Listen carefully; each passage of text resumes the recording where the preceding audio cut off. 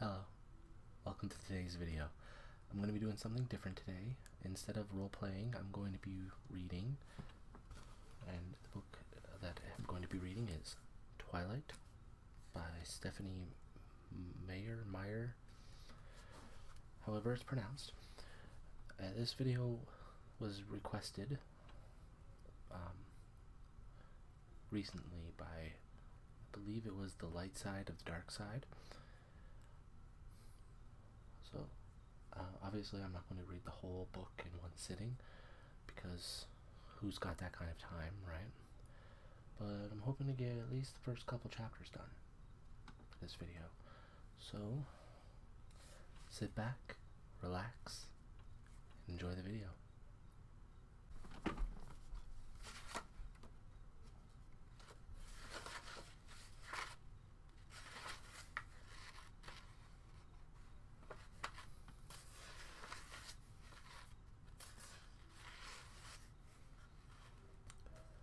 But of the tree of the knowledge of good and evil, thou shalt not eat of it, for in the day that thou eatest thereof, thou shalt surely die. Genesis 2:17. Preface. I'd never given much thought to how I would die, though I'd had reason enough in the last few months. But even if I had, I would not have imagined it like this. I stared without breathing across the long room, into the dark eyes of the hunter, and he looked pleasantly back at me. Surely it was a good way to die, in the place of someone else, someone I loved, noble even. That ought to count for something. I knew that if I'd never gone to Forks, I wouldn't be facing death now, but terrified as I was, I couldn't bring myself to regret the decision. When life offers you a dream so far beyond any of your expectations, it's not reasonable to grieve when it comes to an end. The hunter smiled in a friendly way as he sauntered forward to kill me.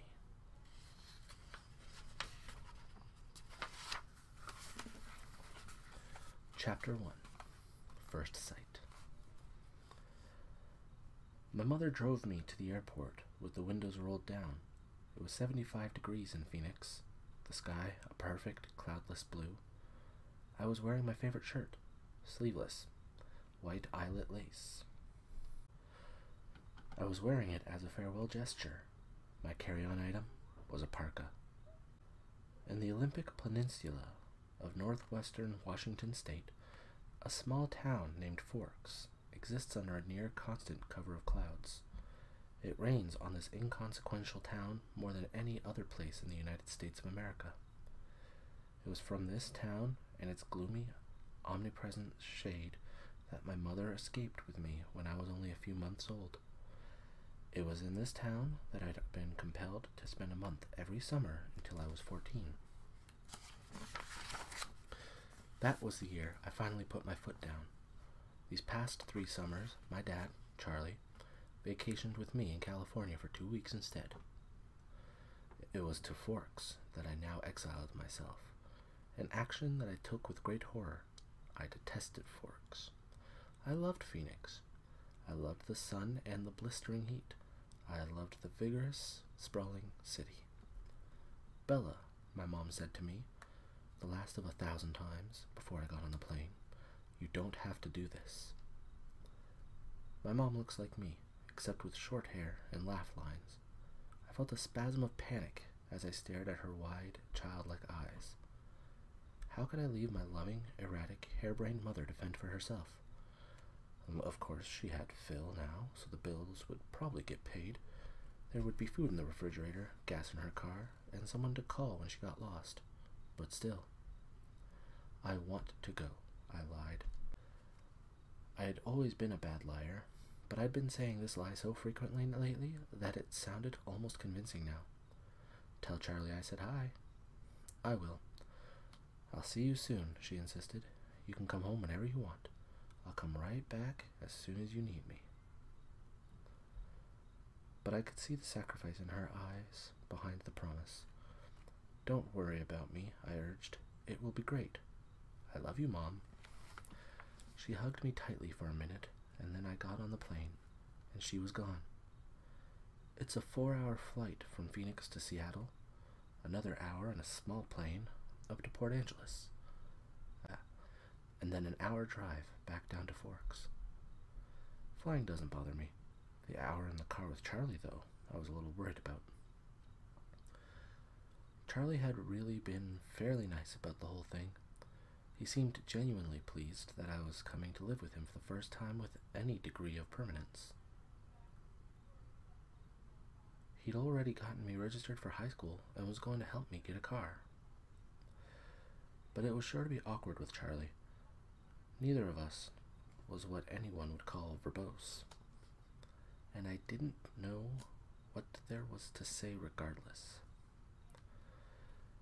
I knew he was more than a little confused by my decision. Like my mother before me, I hadn't made a secret of my distaste for forks. She must prefer spoons. When I landed in Port Angeles, it was raining. I didn't see it as an omen, just unavoidable. I'd already said my goodbyes to the sun. Charlie was waiting for me with the cruiser. This I was expecting too. Charlie is Police Chief Swan to the good people of Forks. My primary motivation behind buying a car, despite the scarcity of my funds, was that I refused to be driven around town in a car with red and blue lights on top. Nothing slows down traffic like a cop. Charlie gave me an awkward one-armed hug when I stumbled my way off the plane. It's good to see you, Bells, he said, smiling as he automatically caught and steadied me. You haven't changed much. How's Renee? Mom's fine. It's good to see you too, Dad. I wasn't allowed to call him Charlie to his face. I had only a few bags. Most of my Arizona clothes were too permeable for Washington. My mom and I had pooled our resources to supplement my winter wardrobe, but it was still scanty. It all fit easily into the trunk of the cruiser. I found a good car for you, really cheap, he announced when we were strapped in. What kind of car? I was suspicious of the way he said a good car for you, as opposed to just good car. Well, it's a truck, actually, a Chevy. Where did you find it? Do you remember Billy Black down at La Push? La Push was the tiny Indian reserve on the coast. No. He used to go fishing with us during the summer. Charlie prompted. That would explain why I didn't remember him. I do a good job of blocking painful, unnecessary things from my memory. He's in a wheelchair now, Charlie continued when I didn't respond, so he can't drive anymore, and he offered to sell me his truck cheap. What year is it? I could see from his change of expression that this was the question he was hoping I wouldn't ask. Well, Billy's done a lot of work on the engine. It's only a few years old, really.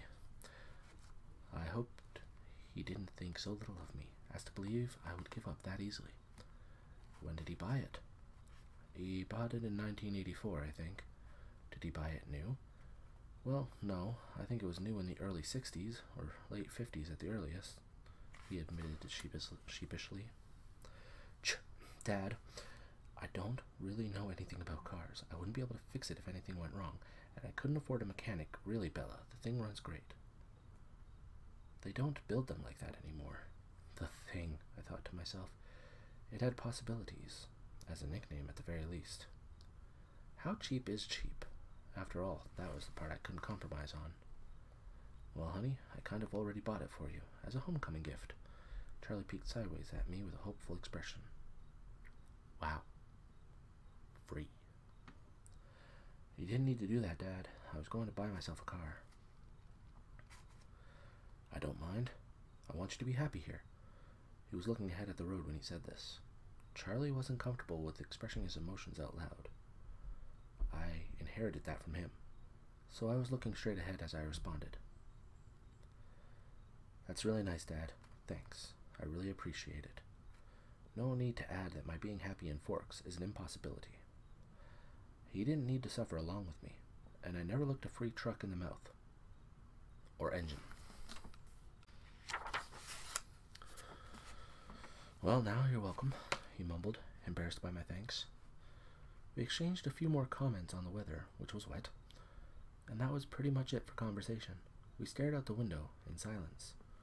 It was beautiful, of course. I couldn't deny that. Everything was green. The trees, their trunks covered with moss, their branches hanging with a canopy of it. The ground covered with ferns. Even the air filtered down greenly through the leaves. It was too green. An alien planet. Eventually, we made it to Charlie's. He still lived in the small 2-bedroom house that he'd bought with my mother in the early days of their marriage. Those were the only kind of days their marriage had, the early ones. There, parked on the street in front of the house that never changed, was my new to me, truck. It was a faded red color with big rounded fenders and a bulbous cab. To my intense surprise, I loved it. I didn't know if it would run, but I could see myself in it. Plus, it was one of those solid iron affairs that never gets damaged, the kind you see at the scene of an accident, paint unscratched, surrounded by the pieces of the foreign car it had destroyed. Wow, Dad, I love it. Thanks. Now my horrific day tomorrow would be just that much less dreadful. I wouldn't be faced with the choice of either walking 2 miles in the rain to school or accepting a ride in the Chief's cruiser. I'm glad you like it, Charlie said gruffly, embarrassed again. It took only one trip to get all of my stuff upstairs. I got the west bedroom that faced out over the front yard. The room was familiar. It had belonged to me since I was born. The wooden floor, the light blue walls, the peaked ceiling, the yellow lace curtains around the window. These were all a part of my childhood. The only changes Charlie had ever made were switching the crib for a bed and adding a desk as I grew.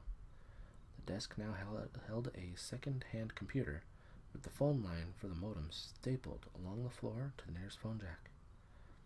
This was a stipulation from my mother so that we could stay in touch easily. The rocking chair from my baby days was still in the corner. There was only one small bathroom at the top of the stairs, which I would have to share with Charlie. I was trying not to dwell too much on that fact.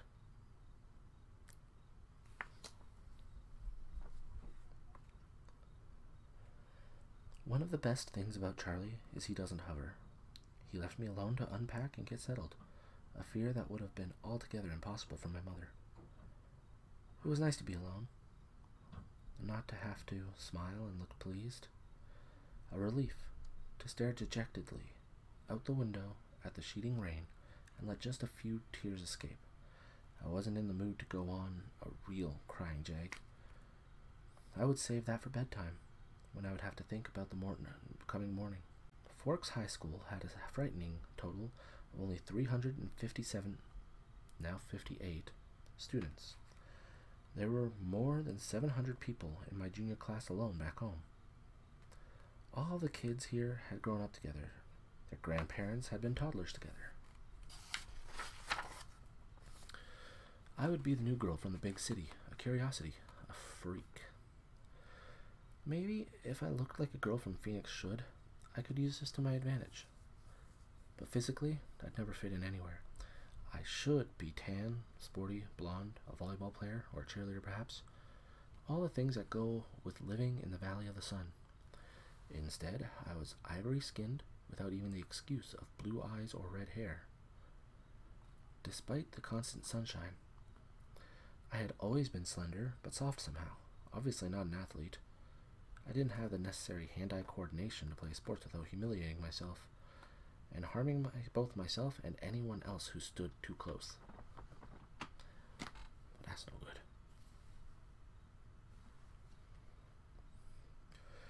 When I finished putting my clothes in the old pine dresser, I took my bag of bathroom necessities and went to the communal bathroom to clean myself up after the day of travel. I looked at my face in the mirror as I brushed through my tangled, damp hair. Maybe it was the light, but already I looked sallower, unhealthy. My skin could be pretty.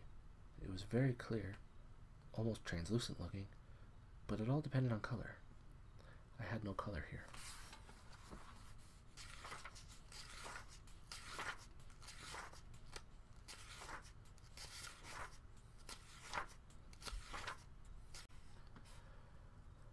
Facing my pallid reflection in the mirror, was forced to admit that I was lying to myself.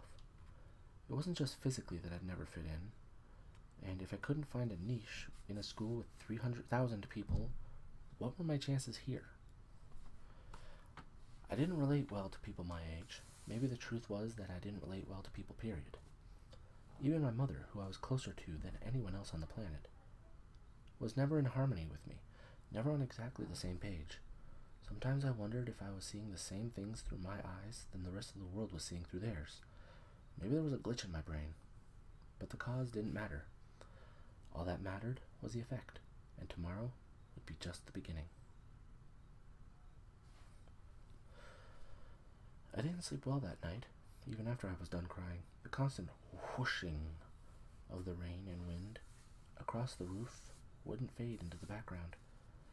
I pulled the faded old quilt over my head, and later added the pillow too, but I couldn't fall asleep until after midnight, when the rain finally settled into a quieter drizzle.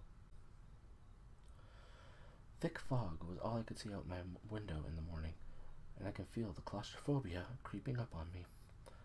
You could never see the sky here. It was like a cage. Breakfast with Charlie was a quiet event. He wished me good luck at school. I thanked him, knowing his hope was wasted. Good luck tended to avoid me. Charlie left first, off to the police station. That was his wife and family. After he left, I sat at the old square oak table in one of the 3 unmatching chairs and examined his small kitchen, with its dark paneled walls, bright yellow cabinets, and white linoleum floor. Nothing was changed. My mother had painted the cabinets 18 years ago in an attempt to bring some sunshine into the house. Over the small fireplace in the adjoining handkerchief-sized family room was a row of pictures. First, a wedding picture of Charlie and my mom at Las Vegas. Then one of the 3 of us in the hospital after I was born, taken by a helpful nurse. Followed by the procession of my school pictures up to last year's. Those were embarrassing to look at. I would have to see what I could do to get Charlie to put them somewhere else, at least while I was living here. It was impossible, being in this house, not to realize that Charlie had never gotten over my mom. It made me uncomfortable. I didn't want to be too early for school, but I couldn't stay in the house anymore. I donned my jacket, which had the feel of a biohazard suit, and headed out into the rain.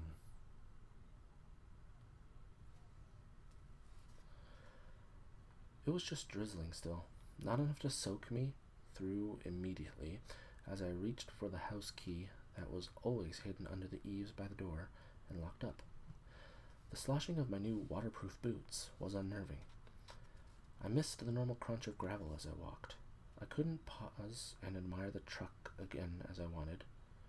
I was in a hurry to get out of the misty wet that swirled around my head and clung my hair under my hood. Inside the truck, it was nicer and dry. Either Billy or Charlie had obviously cleaned it up, but the tan upholstered seats still smelled faintly of tobacco, gasoline, and peppermint. The engine started quickly, to my relief, but loudly, roaring to life and then idling at top volume. Well, a truck this old was bound to have a flaw. The antique radio worked, a plus that I hadn't expected. Finding the school wasn't difficult, though I'd never been there before. The school was, like most other things, just off the highway. It was not obvious that it was a school. Only the sign, which declared it to be Forks High School, made me stop. It looked like a collection of matching houses built with maroon-colored bricks. There were so many trees and shrubs, I couldn't see its size at all, at first. Where was the feel of the institution? I wondered nostalgically. Where were the chain-link fences, the metal detectors?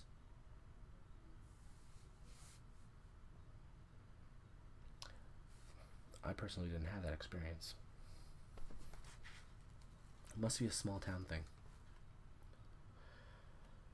I parked in front of the first building, which had a small sign over the door reading Front Office. No one else was parked there, so I was sure it was off limits. But I decided I would get directions inside instead of circling around in the rain like an idiot. I stepped unwillingly out of the toasty truck cab and walked down a little stone path lined with dark hedges. I took a deep breath before opening the door.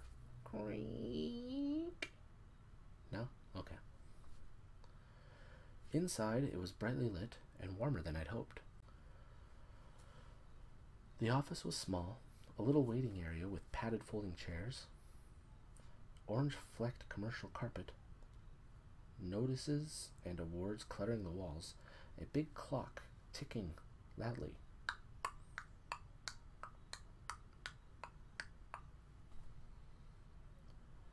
Plants grew everywhere in large plastic pots, as if there wasn't enough greenery outside.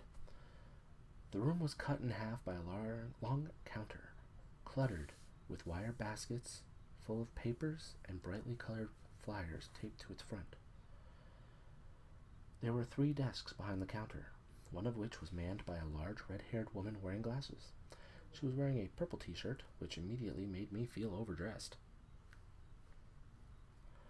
The red-haired woman looked up. "Can I help you?" "I'm Isabella Swan," I informed her, and saw the immediate awareness light her eyes. I was expected. A topic of gossip, no doubt. Daughter of Chief's flighty ex-wife. Come home at last. "Of course," she said. She dug through a precariously stacked pile of documents on her desk until she found the ones she was looking for. "I have your schedule right here, and a map of the school." She brought several sheets to the counter to show me. She went through my classes for me, highlighting the best route to each on the map, and gave me a slip to have each teacher sign, which I was to bring back at the end of the day. She smiled at me and hoped, like Charlie, that I would like here in Forks. I smiled back as convincingly as I could. Yeah. When I went back out to my truck, other students were starting to arrive. I drove around the school, following the line of traffic. I was glad to see that most of the cars were older like mine, nothing flashy. At home, I had lived in one of the few lower-income neighborhoods that were included in the Paradise Valley District. It was a common thing to see a new Mercedes or Porsche in the student lot. The nicest car here was a shiny Volvo, and it stood out.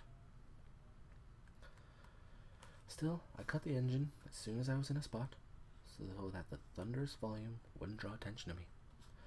I looked at the map in the truck, trying to memorize it now. Hopefully I wouldn't have to walk around with it stuck in front of my nose all day. I stuffed everything in my bag, slung the shoulder strap over my shoulder, and sucked in a huge breath. "I can do this," I lied to myself feebly. No one was going to bite me.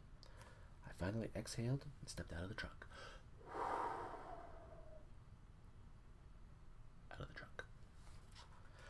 I kept my face pulled back into my hood as I walked to the sidewalk, crowded with teenagers.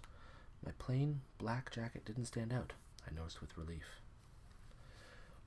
Once I got around the cafeteria, Building 3 was easy to spot. A large black 3 was painted on a white square on the east corner. I felt my breath gradually creeping toward hyperventilation as I approached the door. I tried holding my breath as I followed 2 unisex raincoats through the door. The classroom was small. The people in front of me stopped just inside the door to hang up their coats on a long row of hooks. I copied them. They were 2 girls, one a porcelain-colored blonde, the other also pale, with light brown hair. At least my skin wouldn't be a standout here. I took the slip up to the teacher, a tall, balding man, whose desk had a nameplate identifying him as Mr. Mason. He gawked at me when he saw my name, not an encouraging response, and of course I flushed tomato red. But at least he sent me to an empty desk at the back without introducing me to the class. It was harder for my new classmates to stare at me in the back, but somehow they managed. I kept my eyes down on the reading list the teacher had given me. It was fairly basic. Bronte, Shakespeare, Chaucer, Faulkner. I'd already read everything. That was comforting and boring. I wondered if my mom would send me my folder of old essays, or if she would think that was cheating. I went through different arguments with her in my head while the teacher droned on. When the bell rang, a nasal buzzing sound, a gangly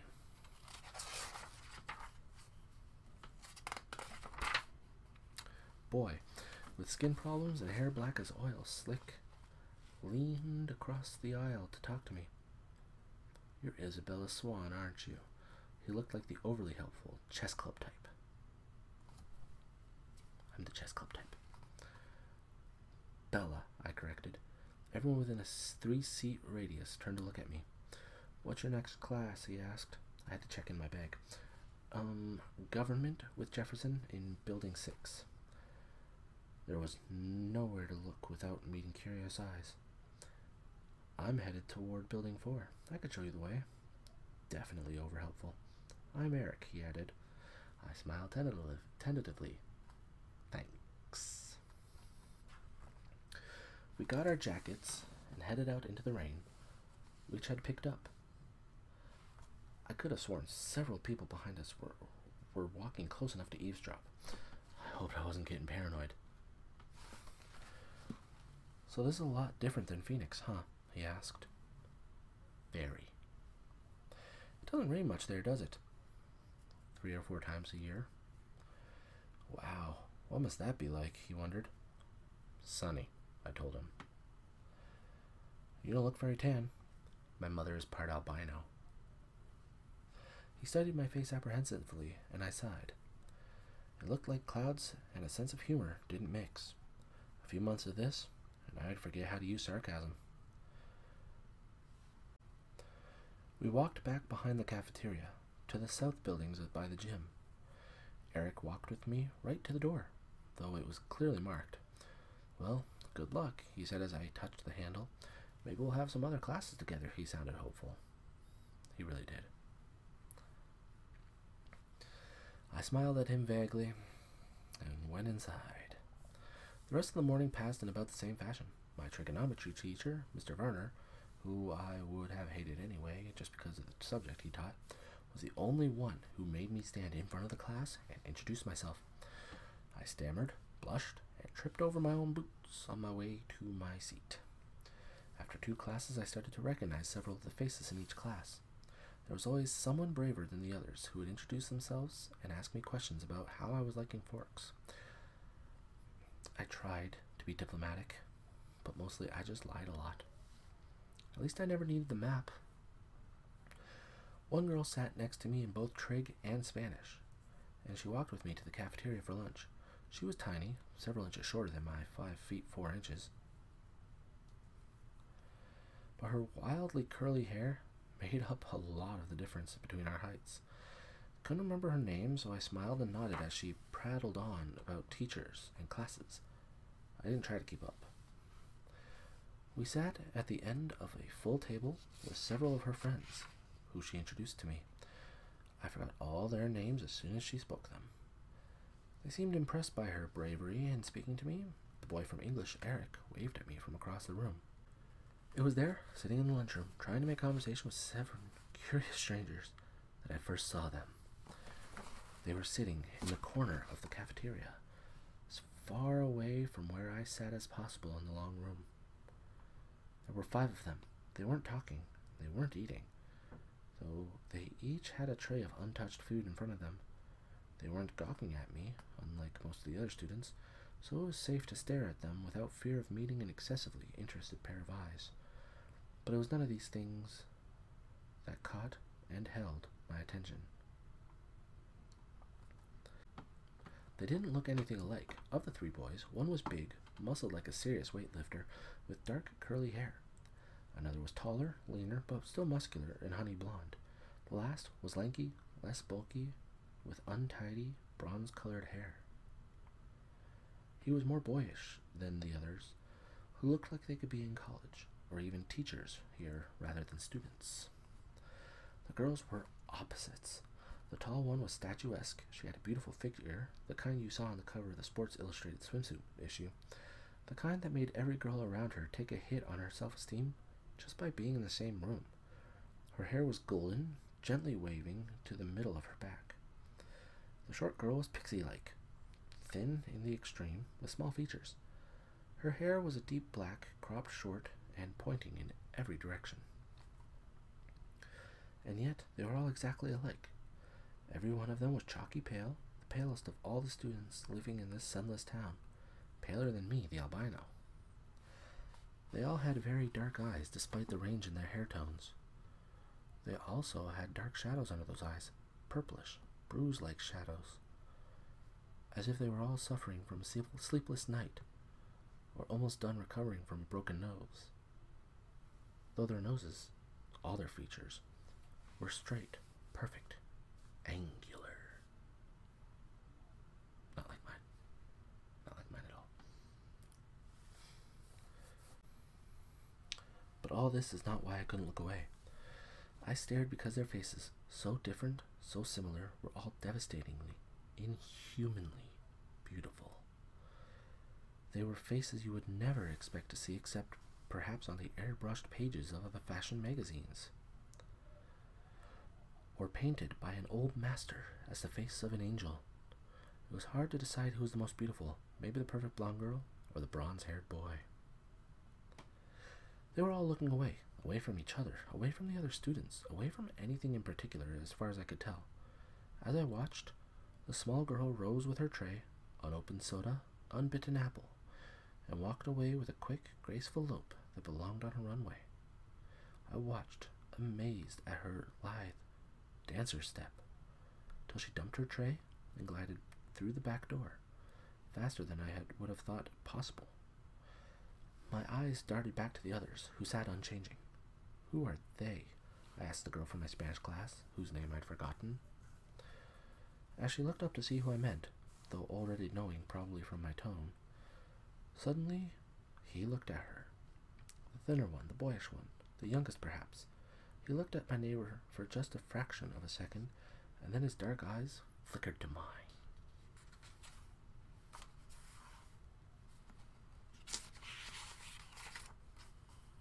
He looked away quickly, more quickly than I could, though in a flush of embarrassment, I dropped my eyes at once. In that brief flash of a glance, his face held nothing of interest. It was as if she had called his name, and he looked up in involuntary response, already having decided not to answer.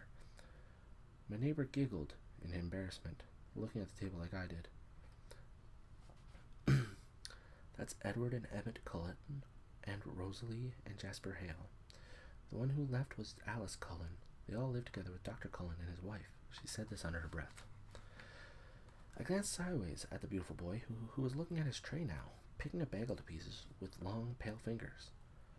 His mouth was moving very quickly, his perfect lips barely opening. The other three still looked away, and yet I felt he was speaking quietly to them. Strange, unpopular names, I thought. The kinds of names grandparents had. But maybe that was in vogue here. Small town names? I finally remembered that my neighbor was called Jessica, a perfectly common name. There were 2 girls named Jessica in my history class back home. They are very nice looking. I struggled with the conspicuous understatement. Yes, Jessica agreed with another giggle. They're all together, though. Emmett and Rosalie and Jasper and Alice, I mean, and they live together. Her voice held all the shock and condemnation of the small town, I thought critically. But if I was being honest, I had to admit that even in Phoenix, it would cause gossip. Which ones are the Cullens? I asked. They don't look related. Oh, they're not. Dr. Cullen is really young, in his 20s or early 30s. They're all adopted. The Hales are brother and sister, twins, the blondes, and they're foster children. They look a little old for foster children. They are now. Jasper and Rosalie are both 18, but they've been with Mrs. Cullen since they were 8. So she's their aunt or something like that. That's really kind of nice for them to take care of all those kids like that when they're so young and everything. I guess so, Jessica admitted reluctantly, and I got the impression that she didn't like the doctor and his wife for some reason. With the glances she was throwing at their adopted children, I would presume the reason was jealousy. I think that Mrs. Cullen can't have any kids, though, she added, as if that lessened their kindness. Throughout all this conversation, my eyes flickered again and again to the table where the strange family sat. They continued to look at the walls and not eat. "Have they always lived in Forks?" I asked. "Surely I would have noticed them on one of my summers here." "No," she said in a voice that implied that it should be obvious, even to a new arrival like me. "They just moved down 2 years ago from somewhere in Alaska." I felt a surge of pity and relief. Pity, because as beautiful as they were outsiders, clearly not accepted. Relief that I wasn't the only newcomer here. And certainly not the most interesting by any standard. As I examined them, the youngest, one of the Cullens, looked up and met my gaze, this time with evident curiosity in his expression. As I looked swiftly away, it seemed to me that his glance held some kind of unmet expectation. "Which one is the boy with the reddish-brown hair?" I asked. I peeked at him from the corner of my eye, and he was still staring at me, but not gawking like the other students had today. He had a slightly frustrated expression. I looked down again. "That's Edward. He's gorgeous, of course, but don't waste your time. He doesn't date. Apparently none of the girls here are good-looking enough for him." She sniffed. A clear case of sour grapes. I wondered when he turned her down. I bit my lip to hide my smile, then I glanced at him again. His face was turned away, but I thought his cheek appeared lifted, as if he were smiling too. After a few more minutes, the four of them left the table together. They were all noticeably graceful. Even the big, brawny one, it was unsettling to watch. The one named Edward didn't look at me again. I sat at the table with Jessica and her friends longer than I would have if I'd been sitting alone. I was anxious not to be late for class on my first day. One of my new acquaintances, who considerably reminded me that her name was Angela, had biology 2 with me the next hour. We walked to class together in silence. She was shy, too. When we entered the classroom, Angela went to sit at the black-topped lab table exactly like the ones I was used to. She already had a neighbor. In fact, all the tables were filled but one. Next to the center aisle, I recognized Edward Cullen by his unusual hair, sitting next to that single open seat. As I walked down the aisle to introduce myself to the teacher and get my slips signed, I was watching him surreptitiously. Just as I passed, he suddenly went rigid in his seat. He stared at me again, meeting my eyes with the strangest expression on his face. It was hostile, furious. I looked away quickly, shocked, going red again. I stumbled over a book in the walkway and had to catch myself on the edge of the table. The girl sitting there giggled. I noticed that his eyes were black. Coal black. Mr. Banner signed my slip and handed me a book with no nonsense about introductions. I could tell we were going to get along. Of course, he had no choice but to send me to the one open seat in the middle of the room. I kept my eyes down and I went to sit by him, bewildered by the antagonistic stare he'd given me. I didn't look up as I set my book on the table and took my seat, but I saw his posture changing from the corner of my eye. He was leaning away from me, sitting on the extreme edge of his chair and averting his face like he smelled something bad. Inconspicuously, I sniffed my hair. Well, I can't do that. It smelled like strawberries, the scent of my favorite shampoo. It seemed an innocent enough odor. I let my hair fall over my right shoulder, making a dark curtain between us, and tried to pay attention to the teacher. Unfortunately, the lecture was on cellular anatomy, something I'd already studied. I took my notes carefully, anyway, always looking down. I couldn't stop myself from peeking occasionally through the screen of my hair at the strange boy next to me. During the whole class, he never relaxed his stiff position on the edge of his chair, sitting as far away from me as possible. I could see his hand on his left leg was clenched into a fist, tendons standing out over his pale skin. He wasn't nearly as slight as he'd looked next to his burly brother. The class seemed to drag on longer than the others. Was it because the day was finally coming to a close, or because I was sitting waiting for his tight fist to loosen? It never did. He continued to sit so still, it looked like he wasn't breathing. What was wrong with him? Was this his normal behavior? I questioned my judgment on Jessica's bitterness at lunch today. Maybe she was not as resentful as I had thought. It couldn't have anything to do with me. He didn't know me from Eve. I peeked up at him one more time and regretted it. He was glaring down at me again, his black eyes full of revulsion. As I flinched away from him, shrinking against my chair, the phrase, "if looks could kill," suddenly ran through my mind. At that moment, the bell rang loudly, making me jump, and Edward Cullen was out of his seat.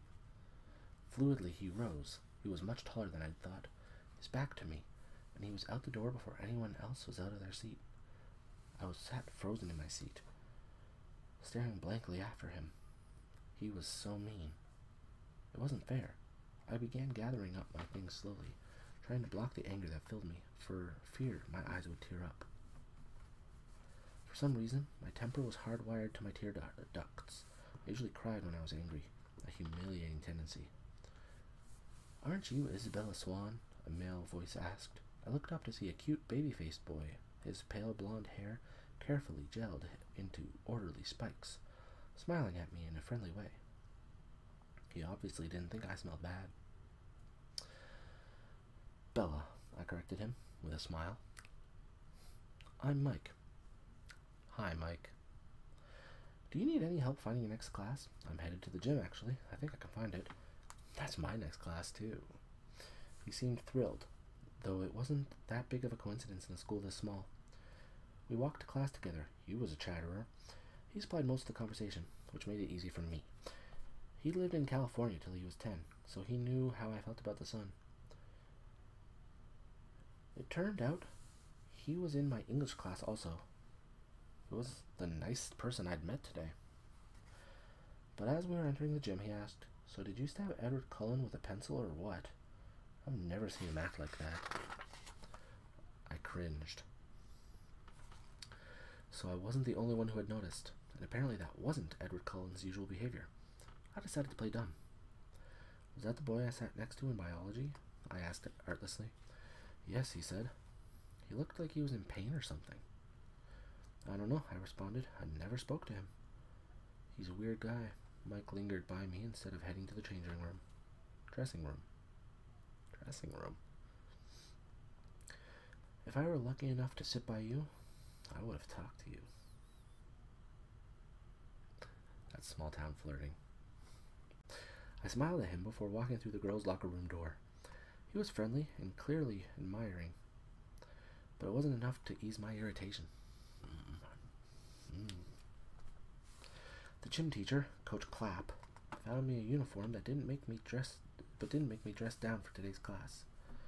At home, only 2 years of PE were required. Here, PE was mandatory all 4 years.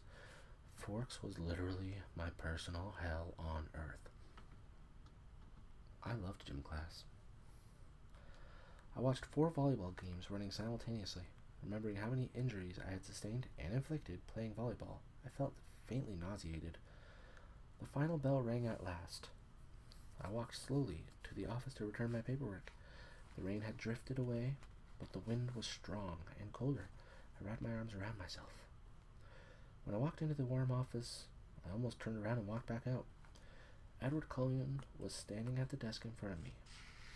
I recognized again that tousled brown hair. He didn't appear to notice the sound of my entrance. I stood pressed against the back wall, waiting for the receptionist to be free. He was arguing with her in a low, attractive voice. I quickly picked up the gist of the argument. He was trying to trade from 6th hour biology to another time. Any other time. I just couldn't believe that this was about me. It had to be something else. Something had happened before I entered the biology room. The look on his face must have been about another aggravation entirely. It was impossible that this stranger could take such a sudden, intense dislike to me. The door opened again, and the cold wind suddenly gusted through the room, rustling the papers on the desk, swirling my hair around my face. The girl who came in merely stepped to the desk, placed a note in the wire basket, and walked out again. But Edward Cullen's back stiffened, and he turned slowly to glare at me. His face was absurdly handsome, with piercing, hate-filled eyes. For an instant, I felt a thrill of genuine fear, raising the hair on my arms. The look only lasted a second, but it chilled me more than the freezing wind. He turned back to the receptionist. "Never mind, then," he said hastily, in a voice like velvet. "I can see that it's impossible. Thank you so much for your help." And he turned on his heel, without another look at me, and disappeared out the door. I went meekly to the desk, my face white for once instead of red, and handed her the signed slip. "How did your first day go, dear?" the receptionist asked maternally. "Fine," I lied, my voice weak. She didn't look convinced. When I got to the truck, it was almost the last car in the lot. It seemed like a haven, already the closest thing to home I had in this damp green hole. I sat inside for a while, just staring out the windshield blankly, but soon I was cold enough to need the heater, so I turned the key and the engine roared to life. I headed back to Charlie's house, fighting the tears the whole way there.